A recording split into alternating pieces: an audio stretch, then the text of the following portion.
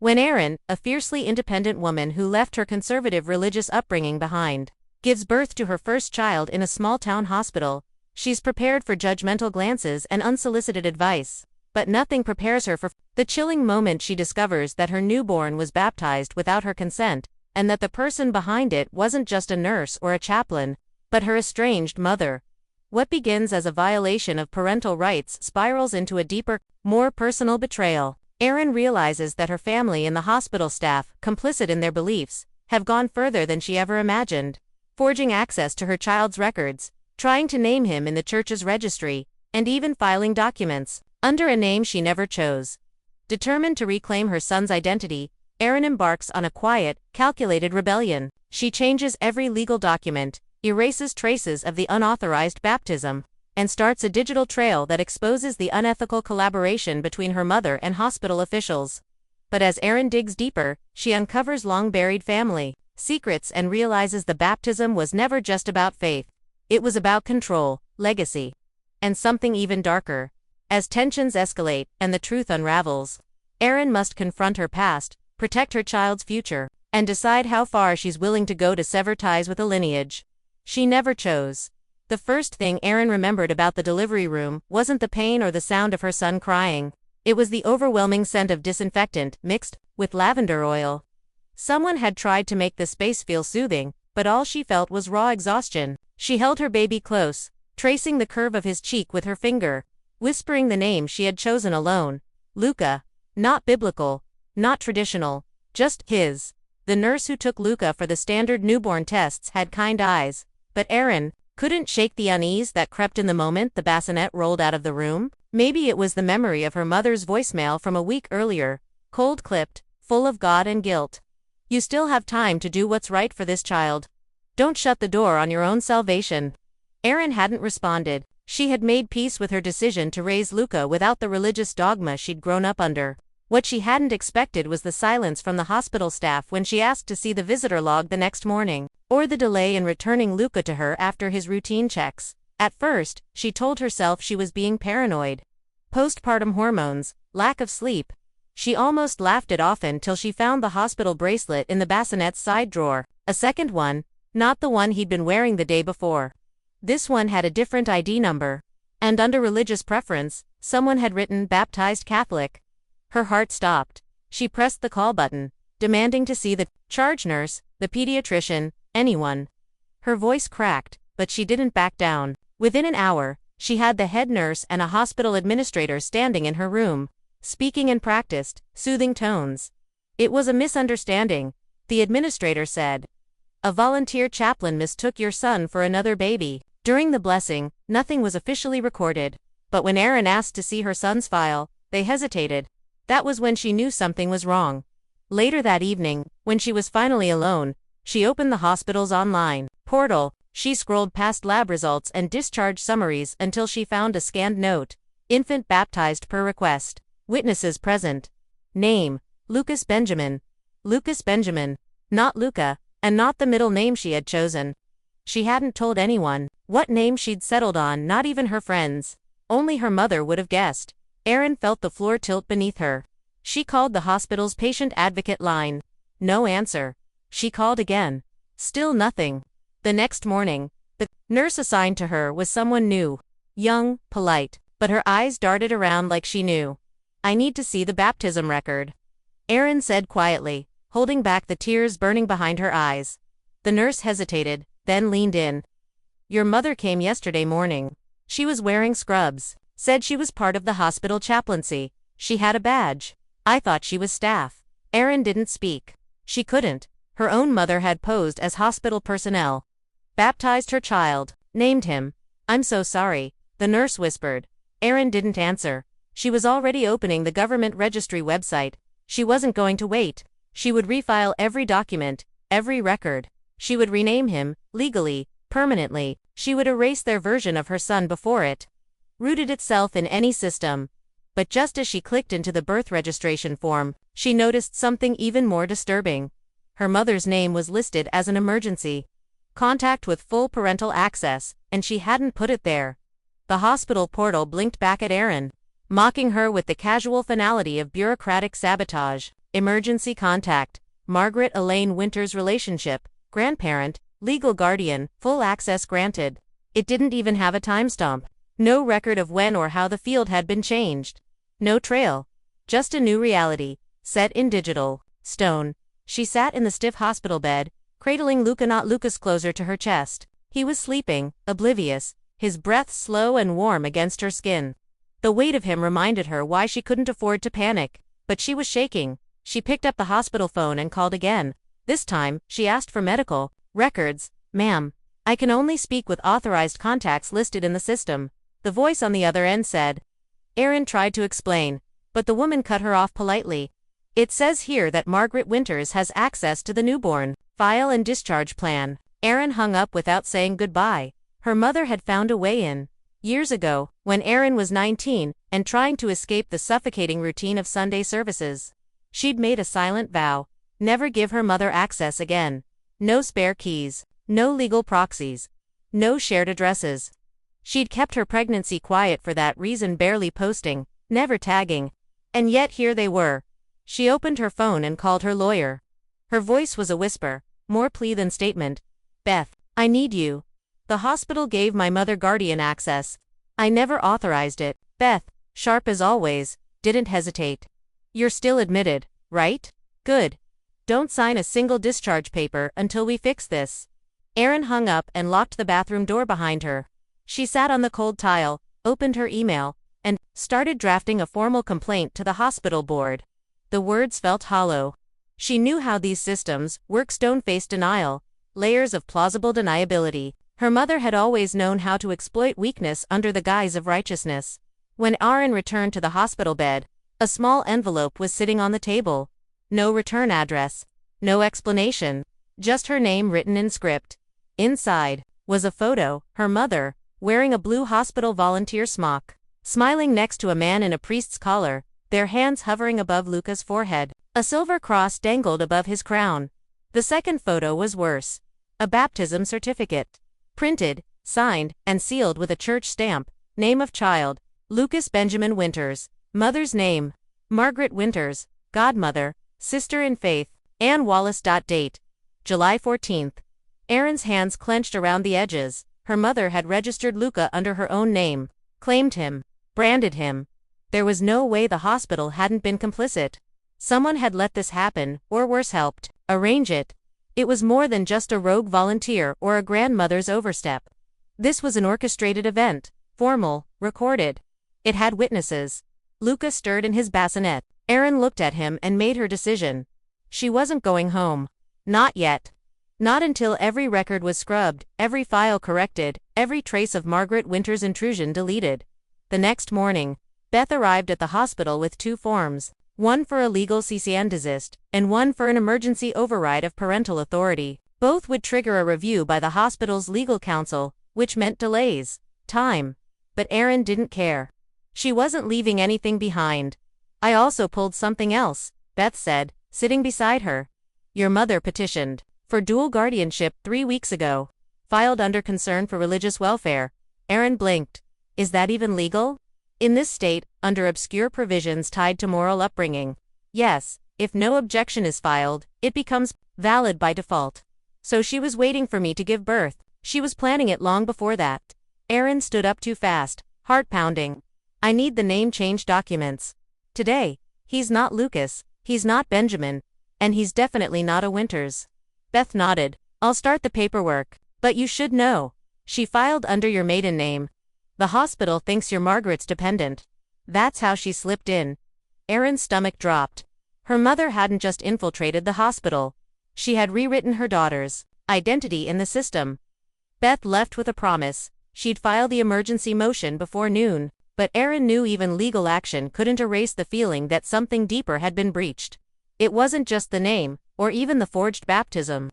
It was the realization that her mother had studied every crack in the system, and waited until Erin was most vulnerable to strike. Luca was sleeping again, his tiny hands curled into fists near his face. Erin watched him for a long time, memorizing every line of him, every breath. She wondered what Margaret had whispered during the baptism. What prayers had been spoken over her son's head while she lay recovering in another room. trusting strangers to guard them both. A knock at the door made her jolt. A young woman in clerical clothes stood at the threshold, holding a clipboard. "I'm sorry," Erin said quickly. "No visitors." The woman stepped inside anyway, her smile to calm. "I'm not here to intrude. I just wanted to confirm that you received the sacrament's paperwork." Erin's throat tightened. "Excuse me, for the child's baptism, I'm Sister Ann Wallace. I was present at the ceremony." The name from the certificate. "Godmother. You're not on my list," Erin said sharply. "You're not authorized to speak to me or my son." "I understand your concern," the nun replied. "But I felt I owed you the truth. Your mother came to us in prayer. She said you were in crisis. That you were alone, scared, considering dangerous decisions." "She lied," Erin said, stepping between Luca's bassinet and the woman. "I didn't ask for a baptism. I didn't ask for anything." Sister Ann didn't move. "Your mother loves you very much. She believed she was saving your son's soul. Get out," Erin said, pointing to the door. The nun didn't argue. She left without another word, but not before placing a sealed envelope on the table. Erin didn't open it. She didn't want to give her mother another inch of her time. By afternoon, the hospital staff began to change their tone. The head nurse no longer smiled. The attending physician avoided eye contact. Erin noticed that her lunch tray was delivered late, and one of the nurses gently hinted that her discharge was being processed sooner than expected. "Beth called just after 3 p.m. They're trying to push you out," she said. "We filed the motions, but someone at the hospital tipped off your mother. She's already filed a countermotion claiming you're unfit." Erin almost laughed. "Unfit? Based on what?" Beth hesitated. She submitted excerpts from an old therapy file. "From college, and a witness statement." Erin sat down. "Who?" Beth sighed. "An OB nurse. She says she heard you crying alone in the room. That you asked for medication twice. That you were overwhelmed. That's motherhood." Erin snapped. "That's recovery. That's normal. They don't care," Beth said. "She's building a narrative of instability, and with the baptism, she's framing herself as the spiritual guardian stepping in for the child's welfare." "How is this legal?" Erin asked, but the question felt useless. Her mother had always known how to weaponize rules, how to disguise control as concern. After the call, Erin began combing through every digital record she could find. She logged into her health portal, Luca's pediatric profile, even the hospital's visitor logs. That's when she found something new: a login entry under her patient ID accessed from a remote IP 2 days before Luca was born. It listed a MAC address. Erin copied it, heart pounding, and called Beth back. "Run this. I think it's her. I think she hacked my chart before I gave birth." Beth paused. "If that's true, we can charge her with medical fraud." Erin sat back, a hollow relief creeping in. But it was short-lived. Later that night, a nurse arrived with the discharge packet. Erin refused to sign. Minutes later, security appeared outside her door. "You have until midnight," they said flatly, "or we will have to escalate." Erin stared at them. "Escalate how?" she asked. The man didn't answer. He simply pointed to the packet. At the top of the form, in neat digital print, was a new heading: "Discharge of minor with guardian consent, approved by Margaret Winters." Erin stared at the discharge packet, the lines of text warping as tears welled in her eyes. The words on the page weren't just bureaucratic, they were a threat. Discharge of minor with guardian consent.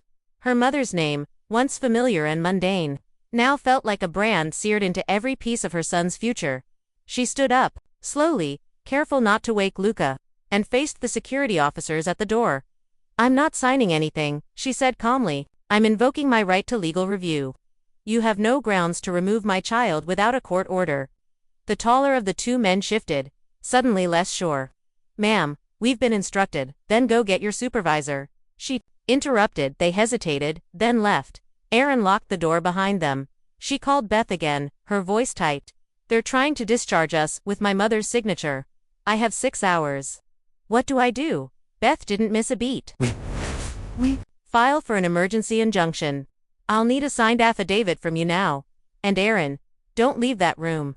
Not even for a second." Erin turned her laptop toward the hospital room mirror, opened the webcam, and recorded herself speaking every word with chilling clarity. She recited the events in order: the baptism, the forged contact, the guardian override, the confrontation with Sister Ann, the falsified records. Then she named names. Margaret Winters, the nurse, who said nothing, the administrator who delayed, the staff who were complicit by silence. When she hit send, she felt the first real moment of control since giving birth. Then she checked the security camera app on her phone. She had set one up in her apartment before going into labor, just to feel safer while away. Now, the feed showed movement. Someone had entered. She turned up the volume. A voice echoed through the speaker. Familiar, calm, weaponized with purpose. "I'm just here to get a few things for the baby. Erin won't mind." It was her mother. She was walking through Erin's home like she belonged there. Her hands in drawers, opening closets, muttering about proper clothes, and blessing blankets. At one point, she held up a framed ultrasound photo, shaking her head. Beth called again. "I just got word the injunction has been filed. That buys you 48 hours. But Erin, your mother filed a temporary guardianship order in family court. Not just the hospital. She's moving to get custody." Erin felt her knees go weak. "She broke into my apartment," she whispered. "What?" "She's there. Right now. She has a key. I'll dispatch someone immediately," Beth said. But Erin wasn't listening anymore. She was watching her mother carry Luca's baby blanket into the hallway, place it in a suitcase, and zip it up. She moved with the slow, careful precision of someone gathering belongings after a funeral, as if she'd already won. That night, Erin didn't sleep. She lay curled around Luca, whispering to him stories of what his life would not be. He would not grow up fearing hell. He would not be shamed into silence. He would not be rewritten. At 5:42 a.m., her phone buzzed. Beth again. She filed another motion, this one for full guardianship on religious grounds. "And, Erin, she's citing precedent from your father's case." Erin's heart stopped. "My father is dead."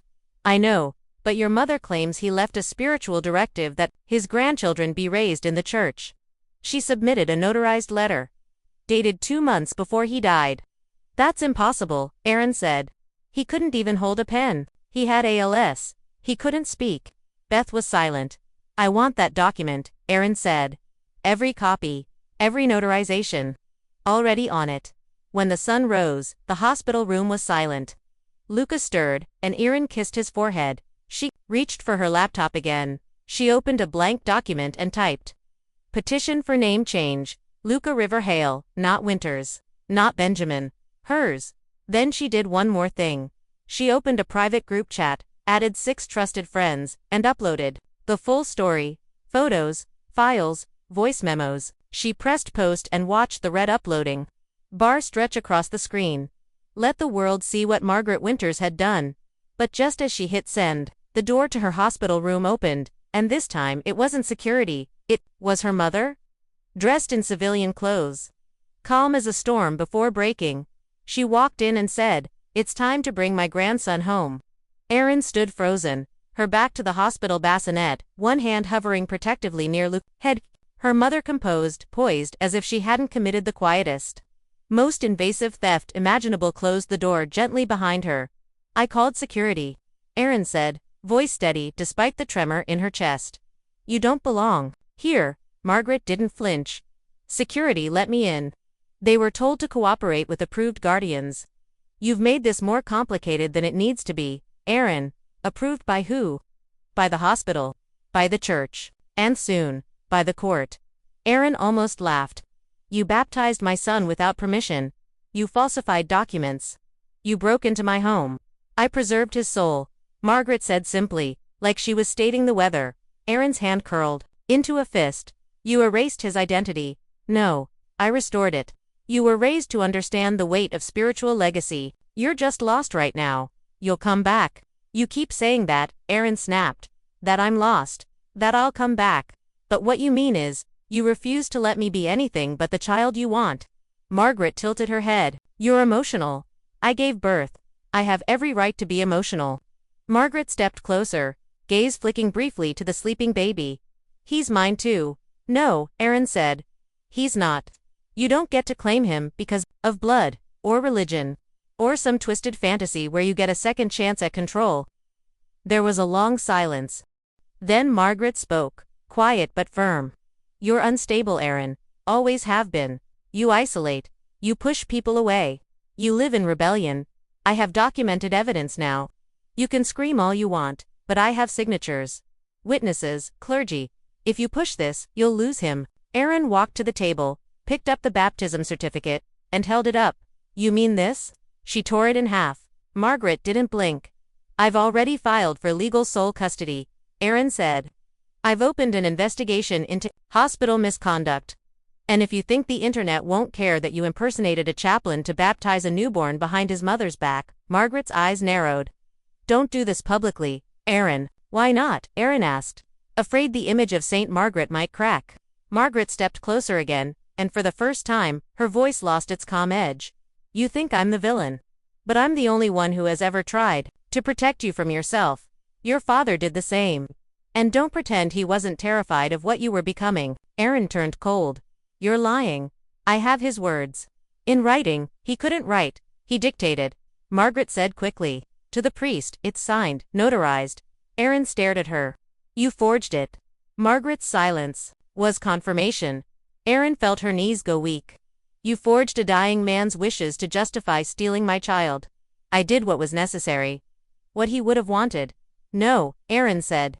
You did what you wanted, and you used his death to do it? Margaret's composure cracked. For a second, the face that had always been unshakable twisted something between rage and desperation. I raised you, she hissed. I made every sacrifice. And now you're going to cut me off like I'm nothing. You are nothing, Erin whispered, voice trembling. To him, to me, and soon, legally, to Luca. The door opened again. This time, it was a hospital administrator, followed by 2 uniformed officers. Margaret stepped back. We've received the injunction, the administrator said, eyes carefully neutral. Ms. Winters, you are to vacate this room immediately. Margaret turned to Erin. This isn't over, I know, Erin said. But the next time you come near him it'll be in court. Margaret left without another word. Erin collapsed into the chair by Luca's bed, her body shaking not from fear, but from fury and release. The officers lingered to confirm she was safe, then left quietly. She held Luca close and whispered, They're not going to erase you. Not while I'm breathing. Later that night, Beth sent a message. I pulled hospital security footage. You're going to want to see this. Erin opened the video. It showed her mother arriving 2 days before the birth, dressed in a hospital volunteer uniform, escorted by someone from inside, someone with a badge. It was Erin's assigned nurse. The grainy security footage played like a nightmare Erin had lived through but never seen from the outside. There, clear as day, was Nurse Carla, her assigned nurse, guiding Margaret through the hospital's back hallway entrance. She handed her a volunteer badge. They laughed. They shook hands. Beth's message followed seconds later. She's been on the hospital's internal faith family liaison list for years. It's unofficial, unregulated, but very real. They flag patients with no religious preference and assign staff mentors.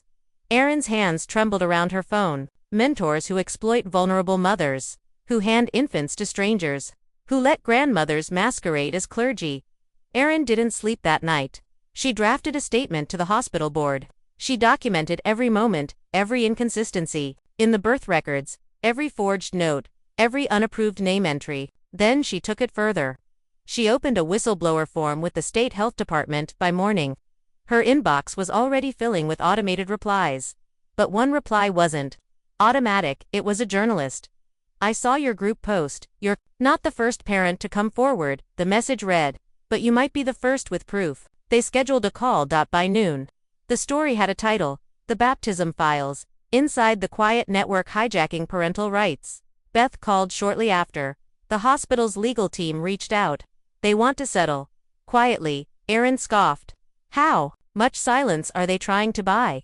They're offering to remove your mother's access permanently. Delete the baptism record. Issue a public apology. If you agree not to press charges. Erin hesitated. They know it'll blow up once that article drops, Beth added. They're trying to get ahead of it. But Erin didn't want ahead. She wanted truth, and she wanted consequences. She declined the offer. The hospital board meeting was virtual. Erin appeared on camera with Luca sleeping in her lap. She spoke calmly, but without mercy. I want you to understand something, she said. This isn't just about one forged document or one overreaching grandmother. This is about your staff licensed professionals helping someone violate my parental rights under the banner of faith. She shared the footage. The room went quiet. No one argued. A week later, Nurse Carla was suspended pending investigation. The hospital's faith liaison program was quietly paused. And Margaret Winters was barred from the premises indefinitely. But Erin wasn't done. Beth filed an official claim for damages. Emotional distress. Unlawful access. Fraud. Still, Erin knew her mother wouldn't vanish so easily. And she was right. That night, as she scrolled through social media, Erin saw it. A post from a local church's page. We thank Sister Margaret for her unwavering devotion to protecting our most vulnerable. May God bless her ministry as she continues her important work. Attached was a photo. Margaret was standing outside a church office. Behind her, a banner read, St. Elijah's Center for Infant Rescue. The caption read, now accepting new petitions for baptismal emergency intervention. Beth called within minutes. She's moving it outside the hospital system. She's going rogue. She's starting a new network, Erin whispered. She's starting a war. The next morning, Erin received an unmarked envelope at her door. Inside was a USB drive and a note. If you want to know how many children, she's already taken open the files. Erin held the USB drive like it might burn through her fingers. She stared at the note again, rereading the words that now refused to blur. How many children she's already taken. The phrase wasn't dramatic. It wasn't metaphorical. It was a statement of fact. She hesitated only long enough to pull her old laptop from the top shelf of her Closeta machine, disconnected from everything else, a digital island she hadn't used in years. She plugged the USB in. The drive contained a single folder labeled Hearts, Returned.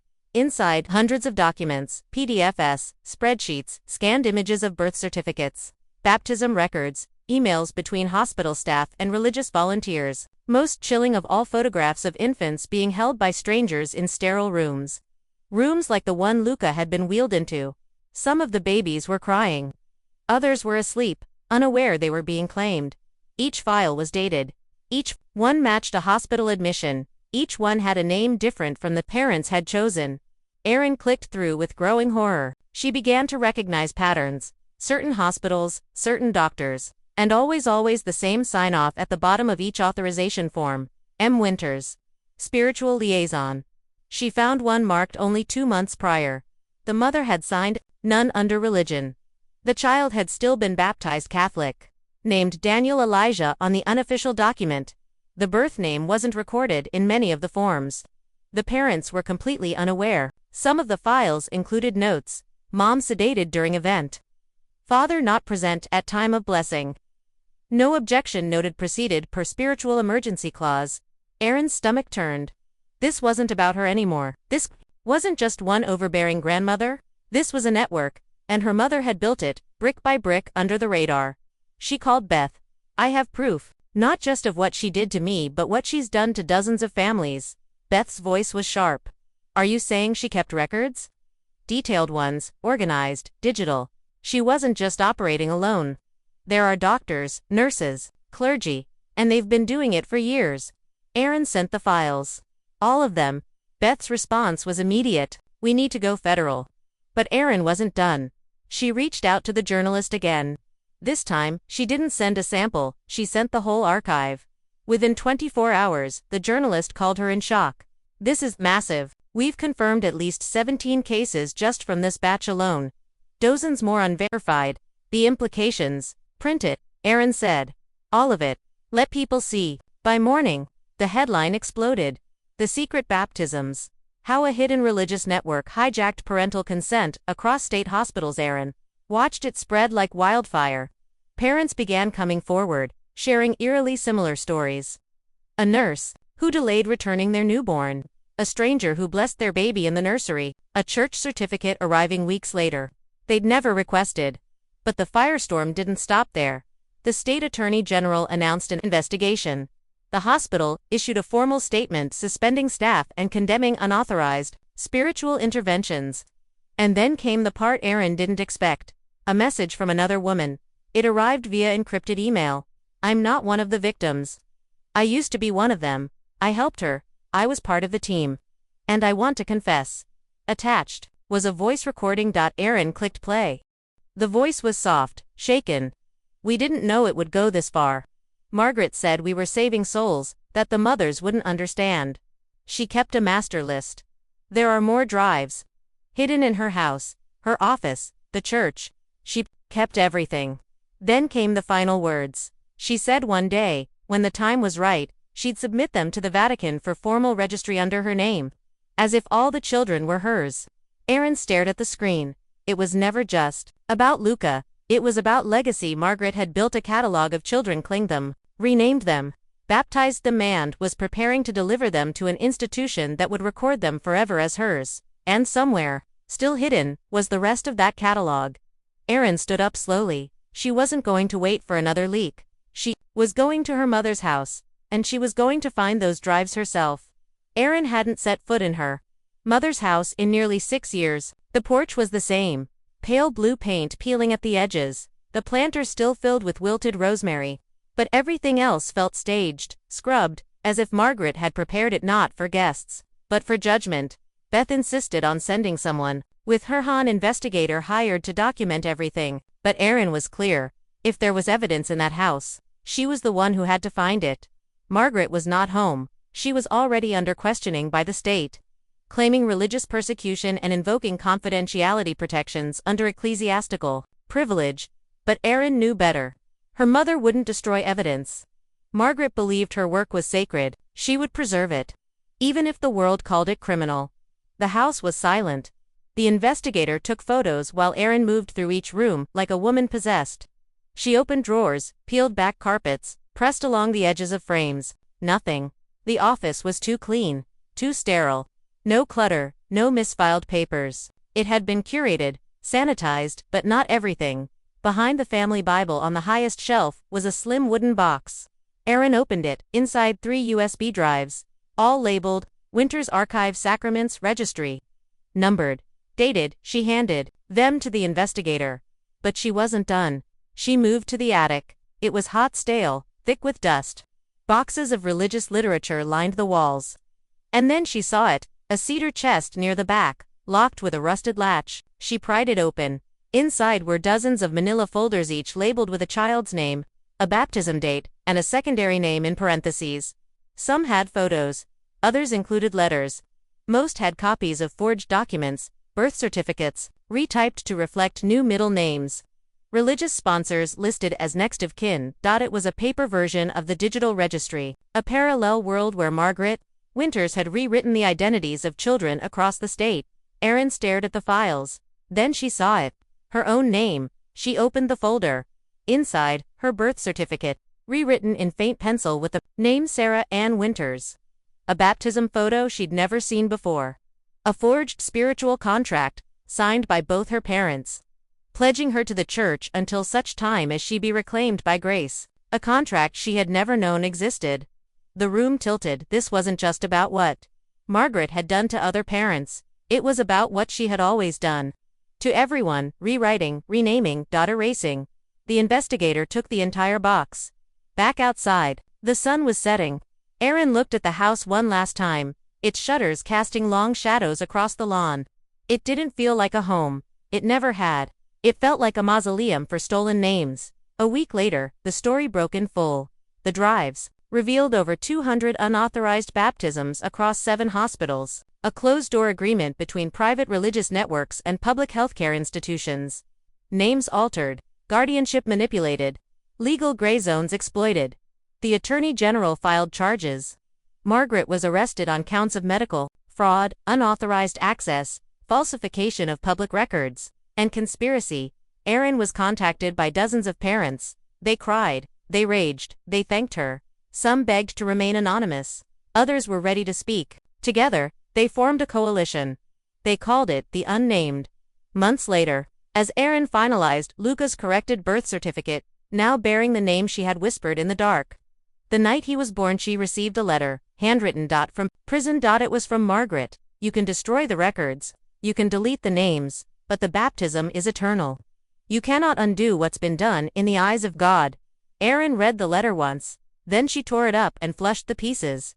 She turned to Luca, asleep in her arms. Your name is yours, she whispered, "and no one will ever take it from you again." But what neither of them knew was that there was one more drive, hidden, not at Margaret's house, but at the church, and on it was the name of a child who hadn't yet been born, because Margaret hadn't been working alone. She was part of something much bigger, and somewhere out there, someone else had just activated the next phase.